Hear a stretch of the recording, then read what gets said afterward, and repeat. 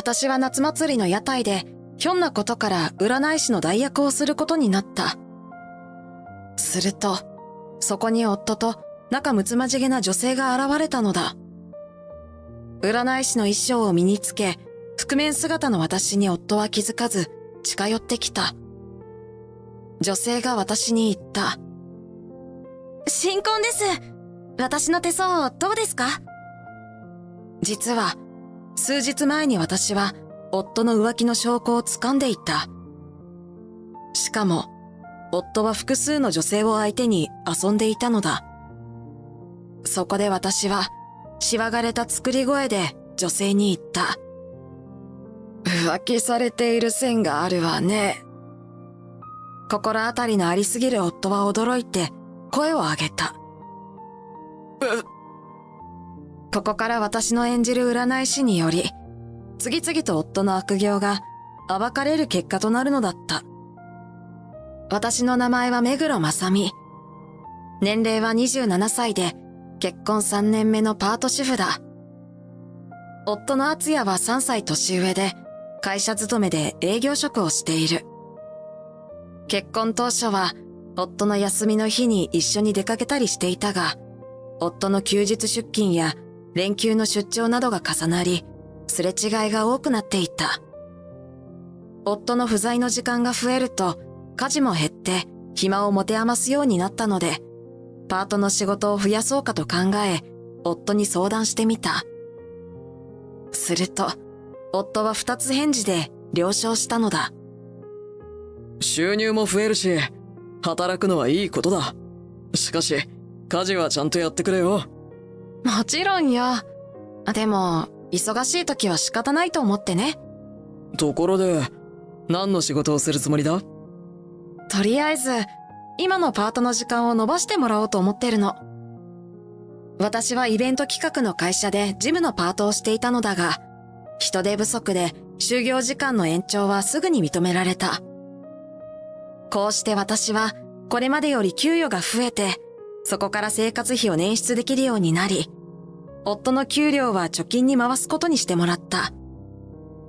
私は夫に言った。この先出産やマイホームの購入計画も立てたいわ。敦也にはしっかり貯金してもらうわよ。夫も私の意見に賛成してこう言った。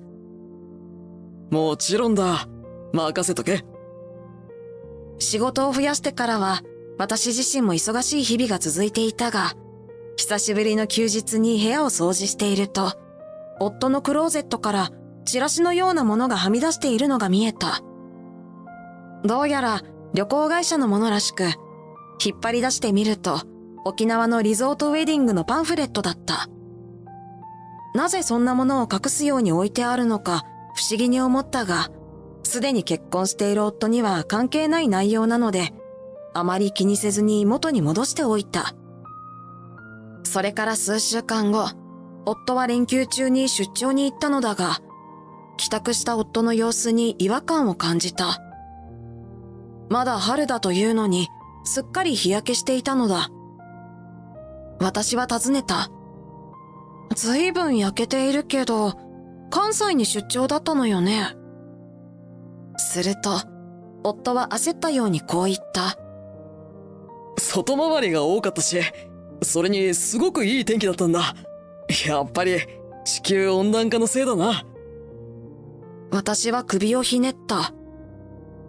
仕事での日焼けなら、ワイシャツを着ている部分は肌が白いはずなのに、肩も首筋も日焼けしているのが奇妙に思えた。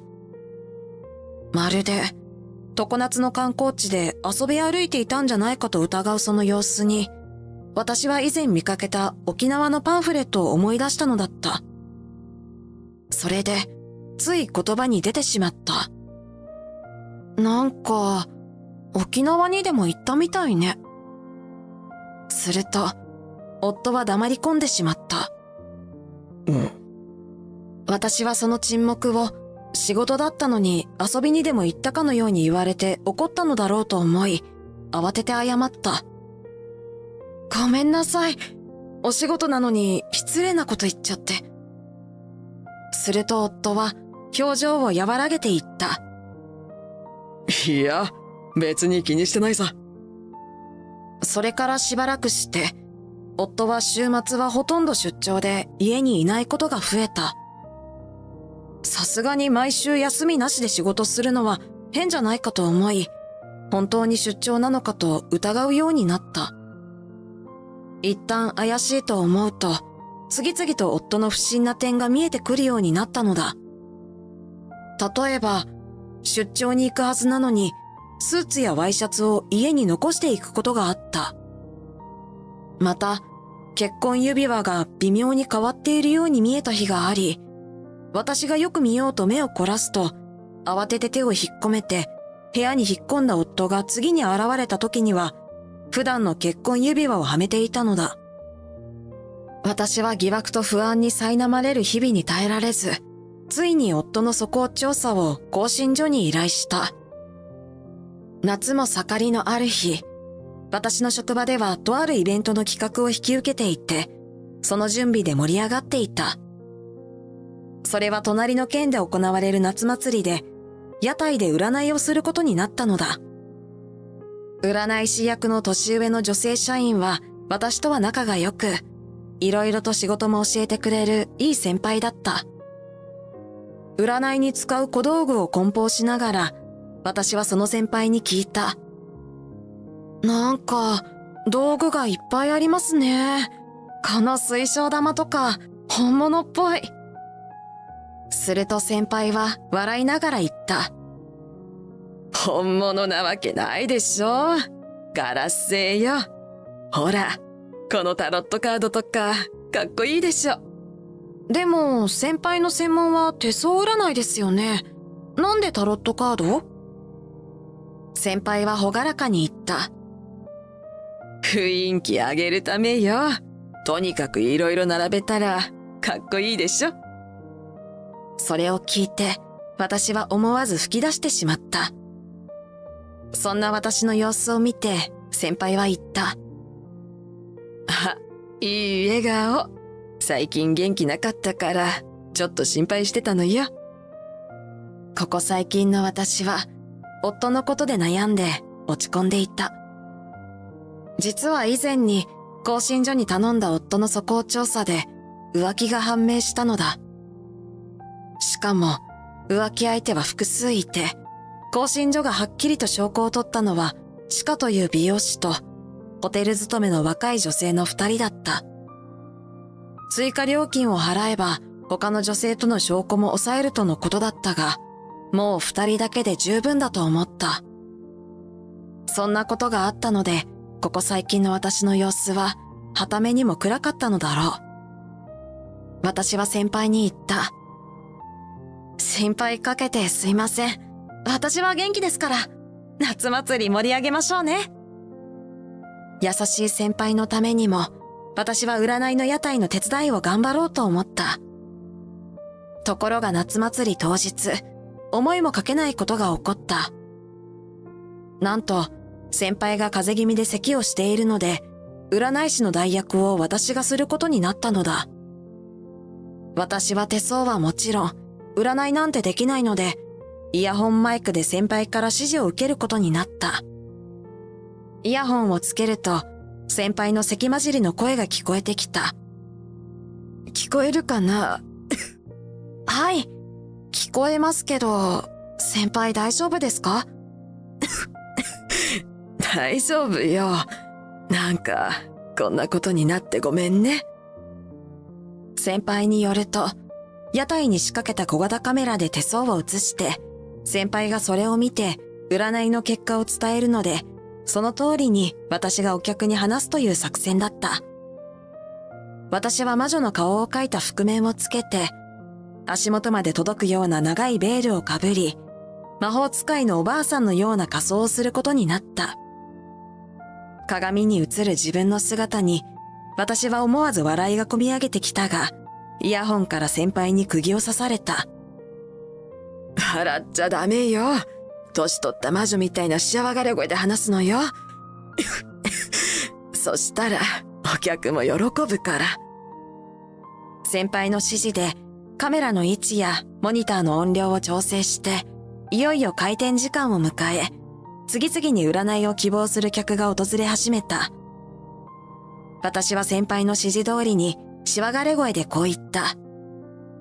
さあ、何を占ってほしいのじゃ？占いの屋台には、タロットカードや、イミテーションの水晶玉などの小道具が並べられ、私の年老いた魔女の雰囲気と相まって、お客の興味を引いているようだった。客層は女性がほとんどで、希望する占いは恋愛運や結婚運についてが多かった。先輩に指示された通りに、客の手のひらをかざして、カメラに映るその手相を見た先輩が占った結果をイヤホンで聞き、それを客に伝える。私はだんだん慣れていい調子になってきて、しわがれ声も胴に入ってきた。おお、これは今年こそ運命の相手に出会うとあるぞ。本当ですか？嬉しい。希望にかなう占いの結果を伝えられた人は喜んで帰っていくが、がっかりするような結果の人は励ましてあげなければならない。占い師の仕事って人生相談みたいなものだと感じながら、私はお客の相手をしていた。先輩がイヤホンから私に言った。まさみさん、とても話し方がうまいわ。いい調子よ。私は胸元につけているマイクに小さな声で答えた。本当ですか？ちょっと楽しくなってきました。そうこうしているうちに時間は過ぎていき、本日最後のお客が案内されてきた。カップルのお客で二人の未来を占ってほしいとのことだった。魔女の格好をした私を見て、他の客と同様、この二人も驚いたような反応を見せたが、それ以上に私も驚いた。カップルで訪れたこのお客の男性の方は、私のよく知る人物だったからだ。それは私の夫の敦也だった。女性の方も見覚えがあり、興信所が浮気の証拠写真を撮ってきたチカという女性だった。二人は腕を絡めて寄り添いながら、覆面姿の私に近づいてくる。ショックのあまり沈黙している私の耳に、イヤホンを通して先輩の声が聞こえてきた。まさみさん、ほら、お客さんを誘導して。私ははっと我に返り、二人に向かってしわがれ声で言った。さあ、何を占ってほしいのじゃ？覆面と作り声のせいで、夫には私だと気づかれていない。すると、チカが言った。私たち新婚なんです。私の手相、どうですか？差し出されたチカの左手の薬指には、結婚指輪がはまっていた。夫の方も、お揃いの結婚指輪をはめている。それは私との結婚指輪とは別物で、以前夫がはめていたのを見たことがあった。夫は既婚者であることを隠して、チカと付き合っているらしい。ここで会ったが100年目、すべてを明らかにしてやるわ。そう決意した私は、しわがれた声でこう言った。ふむふむ、この手相は、浮気されている線があるわね。それを聞いたチカが固まり、夫は目を丸くして言った。なんだって？イヤホンから先輩の慌てる声が聞こえた。まさみさん？申し訳ないと思いつつ、先輩の声を無視して、私は老婆のような作り声で続けた。二人は沖縄でリゾートウェディングを挙げたね。すると夫とチカはハッとした表情になる。そうです。どうしてわかったの？それはこの手相に現れているからよ。そして二人は毎日一緒にはいないとも出ている。その通りよ。夫は長期出張で週末しか一緒に過ごせないの。どうしてわかったの？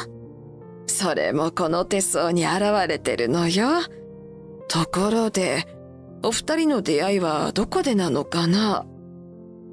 そう尋ねると、夫が口を挟んだ。それが何の関係があるんだ？夫は言いたくなさそうだったが、チカが言った。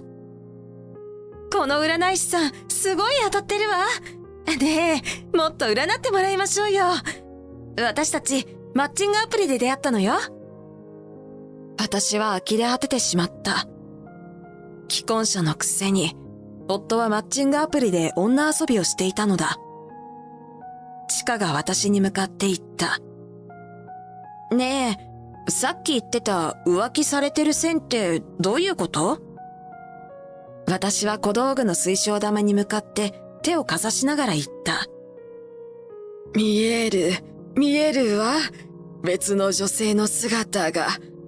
その女性はホテルで働いているようだね。ちらりと夫の様子を見るとかなり動揺しているようで、口元がひくひくと引きつっている。私が頼んだ更新所の調べによると、夫はホテル勤務の女性とも深い関係になっていたので、心当たりがあるのだろう。チカが震える声で言った。まさか、敦也くんその人と浮気してるの？夫が吐き出すように言った。おい、デタラメも大概にしろよ。俺たちが新婚で幸せそうなの妬んでるんだろ。チカ、もう行こうぜ。そう言って、夫がチカの腕を引いて出て行こうとした。私はチカに向かってしわがれ声で言った。いや、この男の浮気相手はこの女性だけではないよ。それを聞いたチカは表情を歪めた。その次に、私はしわがれ声をやめて、普段の声でこう言ったのだ。あなたも浮気相手の一人なの。私の声を聞いた夫は、びっくりと体を震わせた。しかも急に私が声色を変えたので、驚いたようだ。私が、浮気相手？どういうこと？あなた、新婚だって言ってたけど、入籍しているのは確認した？入籍って、それは全部敦也さんに任せてたから。でも、結婚指輪をもらったわ。そう言って、チカが左手の薬指を見せたので、私も自分の左手の薬指を見せた。この指輪も、同じ男から3年前にもらったものだけど、私はもう外すつもり。私の言葉に、チカは顔色をなくして夫に向かって言った。敦也さん、これってどういうこと？夫は問い詰めるチカを無視して、私に向かって言い訳を始めた。なあ、まさみなんだろ。そんな格好して俺を騙すなんて人が悪いぜ。彼女とは何でもないんだ。誤解なんだよ。それを聞いたチカがポロポロと涙を流し始めた。私は夫に言った。誤解かどうかはあなたの手相を見て決めるわ。私の言葉に夫はきょとんとした。手相？そう、手相よ。さっさと手を出して、ほらここに。私の強い言葉の調子に、夫は逆らえずに左手を出した。すると、イヤホンに先輩の声が聞こえてきたので、私はその通りに夫に伝えた。結婚線が消えかかってるわね。あと、金運も尽きてきてるそうよ。あら、女難の相が出てるんですって。おい、嘘だろ。お前手相なんて知らないはずだ。私は覆面をゆっくりと外して、素顔を晒しながら言った。私が占ってるんじゃないのよ。手が映る位置に小型カメラがあって、専門の人が手相を見てくれてるの。私はそれを伝えただけ。夫は周囲をキョロキョロと見回した。小型カメラ？私は微笑んで言った。そう。だからあなたの指にはめている彼女とお揃いの結婚指輪がバッチリと写っているわ。これからの離婚裁判に役立つわね。ああ、そこで泣いている彼女が結婚詐欺であなたを訴えるなら、映像提供するわよ。夫は唇を震わせながらその場に崩れ落ちた。すまない。許してくれ。悪気はなかったんだ。ちょっと若い女たちと付き合えて、それで少し浮かれてただけで。夫は土下座をしてきたが、私は冷たく言った。少し浮かれてただけですって。人を何だと思ってるのよ。私は許さないわ。うなだれる夫と泣きじゃくるチカをその場に残して、私は占いの屋台を片付け始めたのだった。その後、夫とは協議離婚し、慰謝料310万円の支払いを受けた。